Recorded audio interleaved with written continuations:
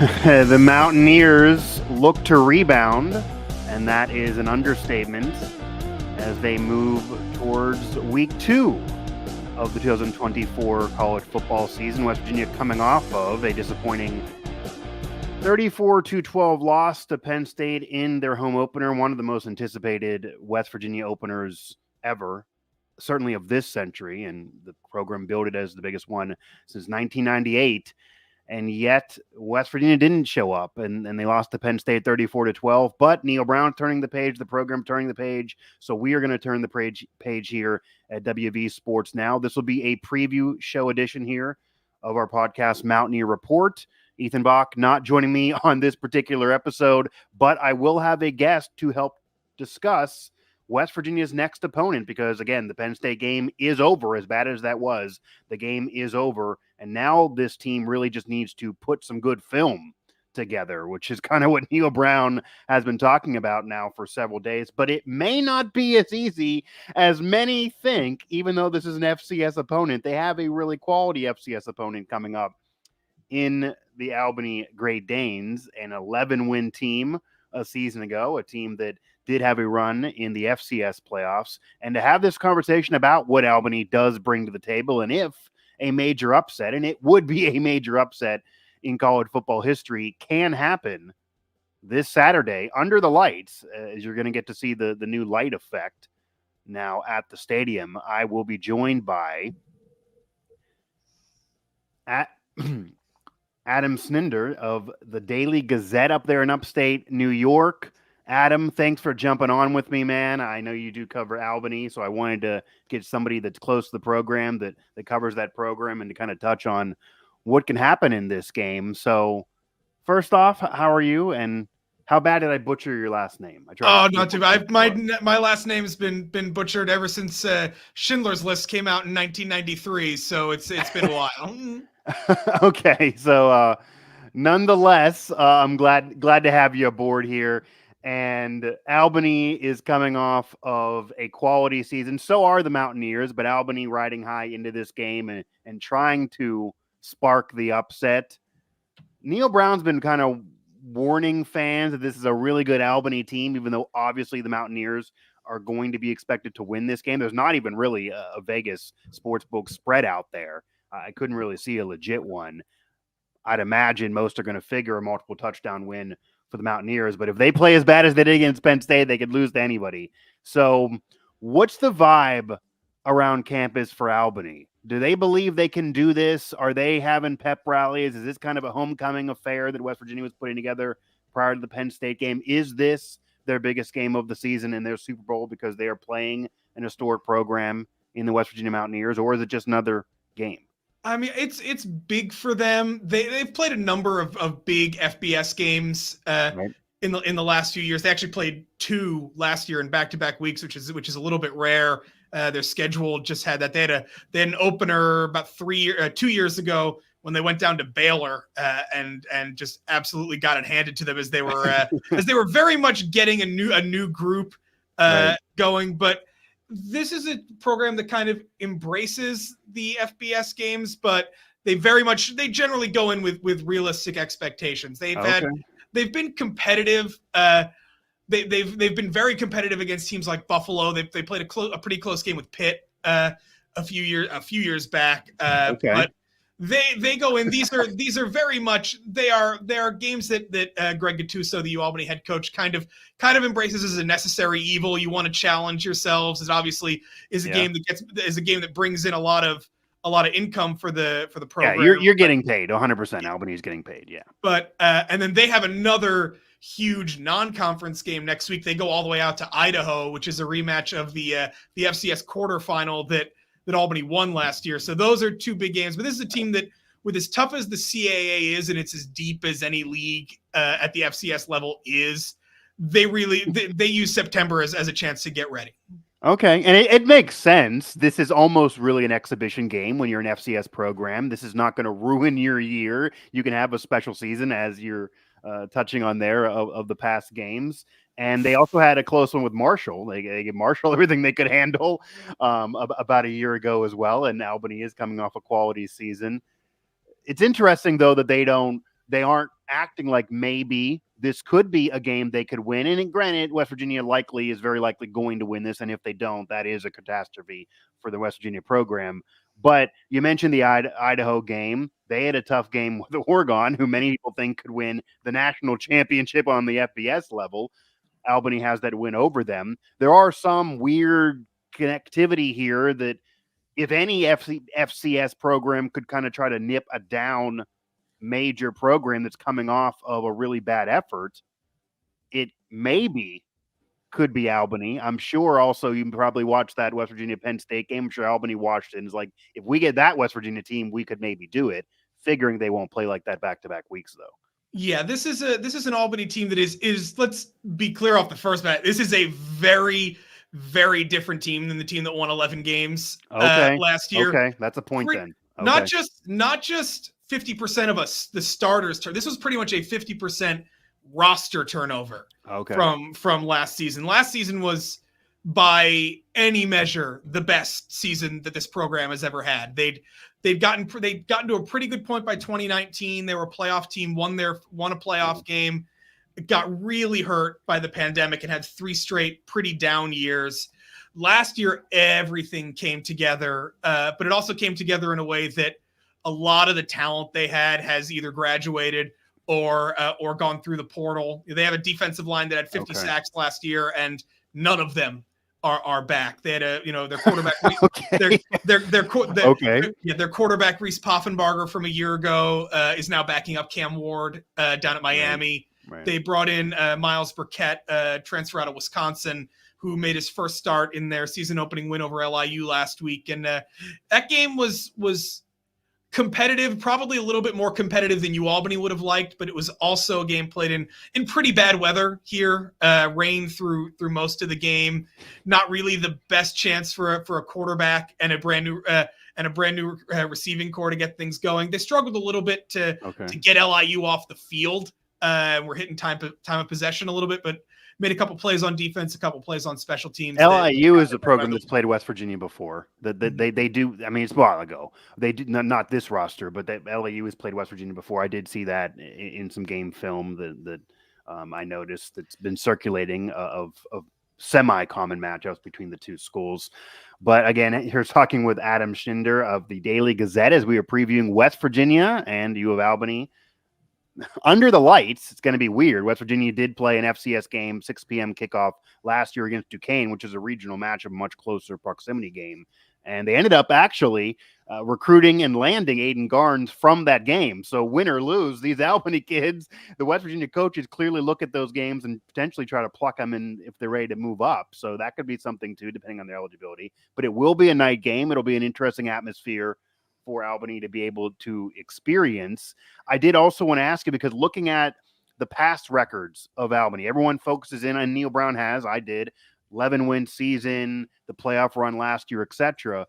But it's not always that way. And I did notice that prior to that 11-win season, there were some downtimes for Albany. They had a 9-win year a few years ago as well.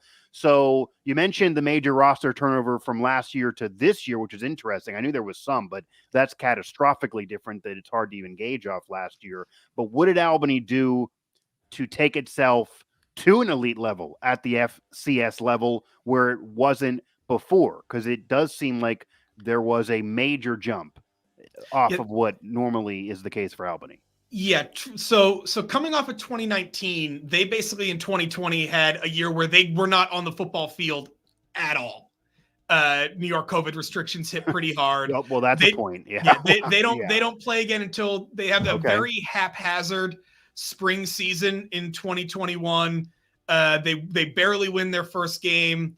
They lose their next 3, and then they have so many injuries that they end up calling it quits. This fall of 2021 is as bad an offensive season of football as this program's had in a long time. They make a change at offensive coordinator after that, and that's really when the turnaround starts. They were not good in 2022. They really struggled defensively, but the offense really made a turnaround. They brought in Jared Ambrose, really, really talented FCS level offensive coordinator in the CAA. was part of a team that made a run to the national championship game at Towson, had previously been at Delaware.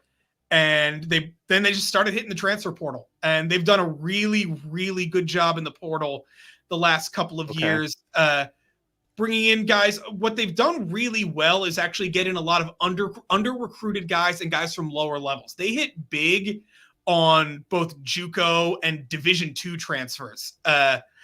Guys who played at D2 and then ended up, older guys who made huge contributions on this team last year. And then they've been lucky that they've hit on a few guys that were maybe under recruited, under the radar guys. Dylan Kelly, their linebacker last year, was as good. It was a finalist for the Buck Buchanan Award as the best defensive player in FCS. Was basically a walk-on safety out of the Buffalo area. Came here and by the end of last year had led all of FCS in tackles. Probably a better story for that in recent years, and he was not part of last year's team, was Jared Verse, who came in at about a completely under-recruited 200-pound kid out of central Pennsylvania. They were the only team that recruited him to play defensive end. He put on 50 pounds during the pandemic, had 12 sacks over a year and a half. Probably not the only one. Kind of a common thing during the pandemic. He put on 50 pounds of muscle. This was a little different when than you watch him coming out. He became and then actually gets recruited to Florida State off of one FBS game that they played out at Syracuse a couple of years ago, and all of a sudden he's the a top 20 pick in the NFL draft this season. But they hit on their portal moves, and last year really all came together. They had an explosive offense and a defense that got after the passer and stopped the run. So it was a really, really special combination. But the entire starting defense from last year is gone, and most of the whole passing game is gone. They do return a very good running back in the entire offensive line, which is where the strength of this team is right now. Yeah, and 3-8. Overall, 2022, 2023, 2-6 in conference play, and then it does flip to that special year. That's the word. The 11-4 season, the 7-1 in conference play, the playoff run for Albany, and that is off of last year. But as you're discussing, this is a different roster. It'd be interesting what that game would have been then. West Virginia obviously won 9 games, including a bowl game at the FBS level. But going into the season, the thought was they were going to have another down year. They're coming off of 5-7 in 2022. So it would have kind of been interesting if this game was scheduled last year, maybe. Albany was the team. Yeah, Albany, with the exception of their FCS semifinal loss to South Dakota State last year, who that South Dakota State team was as good as any Group of 5 FBS team in the country. Some of those programs up there in the Dakotas those Dakota teams are terrifying. Right. But Albany early in the season last year they were very competitive. Really, probably should have won that game against Marshall down on the road. I was going to bring up the game against Marshall. That Neil Brown brought that up. That game against Marshall, obviously another West Virginia program, even though Marshall is a Group of 5 and West Virginia is a Big 12 major conference team, but. And as you may or may not know, a lot of politic issues in terms of West Virginia Marshall not playing anymore and that history there. But that's a semi-common threat, even though not a common opponent. Yeah, and then the next week they go all the way across the country. They play Hawaii in a game where their head coach, Greg Gattuso, 1 point difference, right? Yeah, didn't even make the trip because he got sick the day before they flew across the country and stayed home, and competitive in a game that started, 3 a.m. Eastern time. Yeah. Or 31-20. Yeah. And they were in it, and just kind of some turnovers in the second half ended up hurting them. But other than that, and this was a team that the other thing that really changed last year was for those 3 years where they won 6 total games, they probably lost 15 games by a touchdown or less and just were seemingly inventing new ways to lose. They had a game that they lost. West Virginia fans are familiar with that. They had a game where they lost by 3 points because twice they couldn't get a hold down on a field goal attempt. They had games they lost on penalties. They had games they lost on 2-point conversions to try and win rather than take the points and go to overtime. And last year, they won some close games. They also just decided, well, it's a lot easier if we just score 30 more points than the opponent, especially when they were playing at home. They were a really good team at home last year. And I do see in October victory over Towson, which is also a program that West Virginia's played before in the past, 24-17 in that game. And then the Idaho win, which Neil Brown has brought up multiple times because that is a staple game. Idaho certainly plays West Virginia quality programs, if not higher up, and usually gives them problems. And Idaho, where Albany did beat them 30-22 in that big game, that playoff game. Again, here talking with Adam Shinder of the Daily Gazette, or Adam Shinder of the Daily Gazette, as we are previewing West Virginia and Albany this Saturday, 6 p.m. kickoff, ESPN Plus, under the lights. So that'll be something kind of new. They did change things around there. You mentioned this being such a different team, though, than last year's team. So what does this year's Albany team do well? What are their strengths? What are their weaknesses? What do you expect them to try to do? I don't know how much you know about West Virginia, but what do you expect them to try to do in this matchup, trying to put a good effort forth here against the Mountaineers? Yeah, I think anything with this Albany team right now has to start with establishing their running game. Griffin Waddell came from being a walk-on in spring 2023, was a redshirt freshman walk-on. Kind of broke out during spring practice in the spring game. By the end of September, he becomes a starting running back. He ended up as the CAA Rookie of the Year. A really versatile running back who can hit some big plays. Was kind of bottled up for most of the game against LIU last week, but he did finish with 85 yards on 20 carries. Had a short touchdown set up by a 41-yard run. So the key to this team right now lives on. They've got that running game back with him and an entire returning offensive line. They actually have 6 guys who started last year who are all back because one of their real veteran guys, Scott Hausman, missed most of the season, and they had to put Sean Duggery, a true freshman, in at center. They were playing 2 true freshmen on the offensive line through most of the season and through their entire playoff run. All those guys back this year. So for a team that's still kind of figuring out its passing game, I would expect them to try and run it, but Jared Ambrose, as an offensive coordinator, does love to throw the ball and loves to take shots. This was a team that generated a ton of big downfield plays last year. Their top 2 receivers generated 24 touchdowns between them, 1,900 yards between them. They're gone, but Seven McGee, wide receiver, transferred from Jackson State, before that from Oregon, had a big game in his first game with Albany. So I would expect them to try and stretch the field a lot, but it's probably going to be a lot of trying to establish some early down stuff and then get downfield with some speed on the outside that they do have. Okay. And the defensive line is a potential question mark for the Mountaineer defense. Certainly did not perform in the Penn State game. Probably the spot on the defense with the lowest number of star players. You could, Sean Martin being the leader of that group, Eddie V, a quality player in that group, but not really a jump out player that's a superstar. More depth maybe at secondary this year than the past, but last year had a consensus All-American that's not around in Beanie Bishop, who's with the Steelers. So maybe not as top flight of a player over there as well. And kind of a new role for Aubrey Burks is kind of a hybrid situation of a safety linebacker. So some differences there. So it'll be interesting what West Virginia does if Albany does really try to pound it and try to control the game on the ground before eventually going deep. Although the big plays going deep didn't work against Drew Aller and Penn State either for West Virginia. If this game gets out of hand, because this is not the 11-win Albany team, and West Virginia is coming off a 9-win season, they did look really bad against Penn State. It's one of the worst efforts they've had in a while.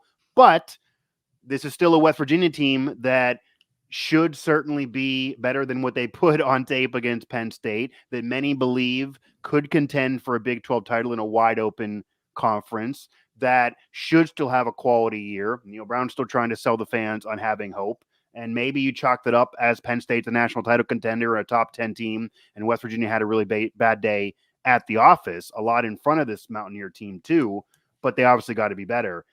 So there's a chance West Virginia could win this game by 30-plus points. The chance, I'm sure, that they could struggle and really depress their fans. But if this game gets out of hand and the Mountaineers dominate and the Mountaineers play way better than Penn State and they show kind of who they really are and up to potential, what do you think that looks like? Like, how bad could this be for Albany if West Virginia plays to their potential, obviously assuming the talent differential is a way different scenario than even what they were dealing with last week in Albany against LIU, a 6-point win against LIU versus a Big 12 opponent in West Virginia.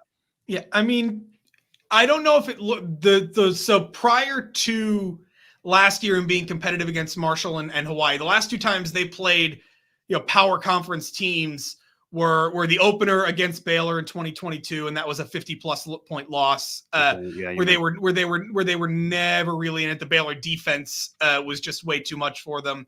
And then the year before that, they went out to Syracuse and allowed 60-plus points to a Syracuse team that ended up being not very good. I know. So yeah, okay. but they did have a couple of very good players on it. True. But the way this team has generally operated in these playing up FBS games, if they're able to stick around in the first half, if they don't let the team get too far away from them, they can generally be competitive. If it's 14-0 with 8 minutes left in the first quarter, that's when the snowball starts rolling downhill. It happened to Albany exactly the same in their playoff loss to South Dakota State last year. South Dakota State marches down the field, scores a touchdown. UAlbany's driving, interception kills the drive. It's 14-0 by the time you blinked, and they're never in the game. Yeah, and I'd imagine that's the plan for the Mountaineers, not disrespecting Albany, because Neil Brown certainly respects them from what he's been saying. But this team has even more pressure than they would have if they had a close game with Penn State or somehow shock the world and beat Penn State to really put it on and impress in this game. So we will see what happens. If you recall, or for any Albany fan watching this, if you aren't aware, West Virginia did exactly what you're saying. That kind of happened last year in the FCS game against Duquesne, and weather was involved here. You mentioned rain. We got to hope that doesn't happen again. But West Virginia had a 14-10 advantage over Duquesne. Then weather got involved. Duquesne was celebrating. They thought they were very much in the game, and we were flat told in the press box, Duquesne is not conceding this if the weather never cooperates because they think they got a chance. Second half starts, weather calms down. West Virginia just dominated, and 50-plus points. They won by going away.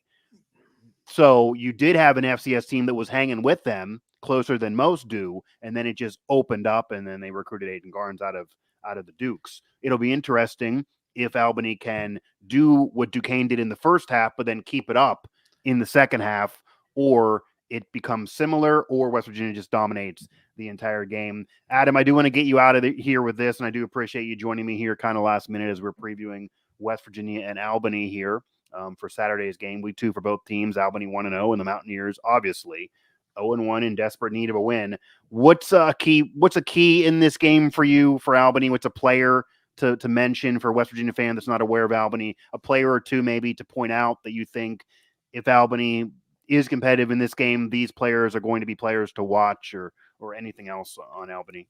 Yeah, I think the biggest key for UAlbany is controlling possession. So it means success on early downs and then easily convertible third downs. They don't want to be in 3rd and 8, 3rd and 12.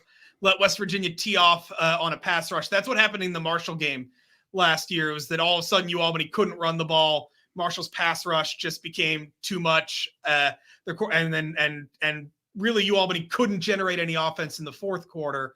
But the two guys I'd say to really look out for on UAlbany, if they're able to keep Miles Burkett, the quarterback, upright, that's probably going to a lot be on their left tackle, Ozzie Hutchinson, who's a 6th-year player, returning starter. He's a preseason All-CAA, All-American consideration, Senior Bowl invitee. It's a guy whose name could be called in the NFL next spring, as he's going to have 40-plus starts by the time he's done. And then the other name I'd mention, because whenever a game like this happens, if an FCS team is going to pull something, special teams are probably going to be involved. And Jamal Cooney broke a 55-yard kick return to start things off for UAlbany last week.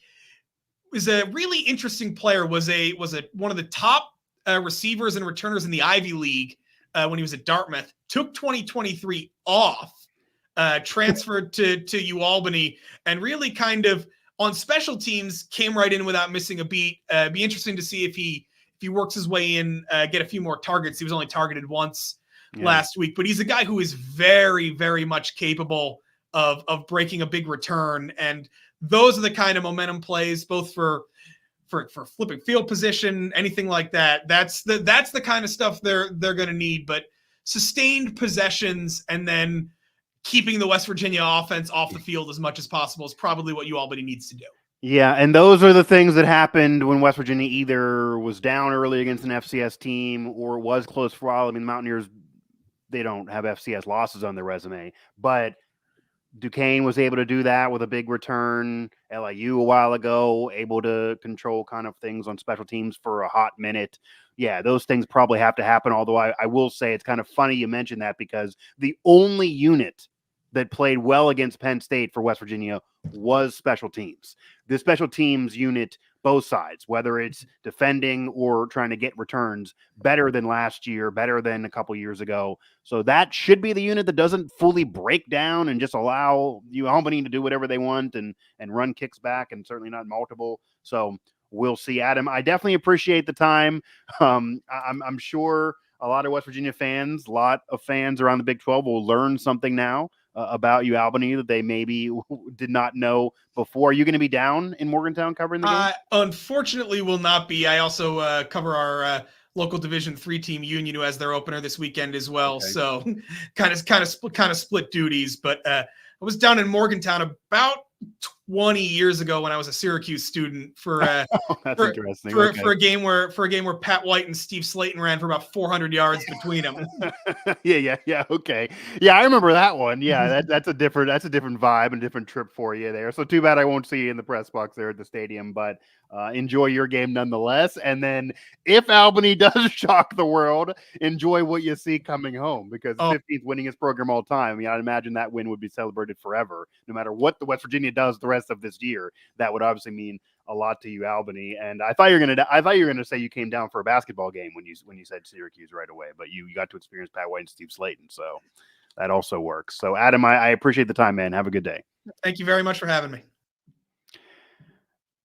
So the Mountaineers now have the pressure. It's a quality FCS program. It's different than the 11-win team that Albany put forth last year that Brown's been talking about, that a lot of us have been talking about. So it's nice to have somebody who covers that program to kind of pop that balloon a little bit. This isn't the same team. Would have been interesting if West Virginia played that team, but this is not the same team. Albany not normally that level at FCS, even though there's been some quality years mixed in.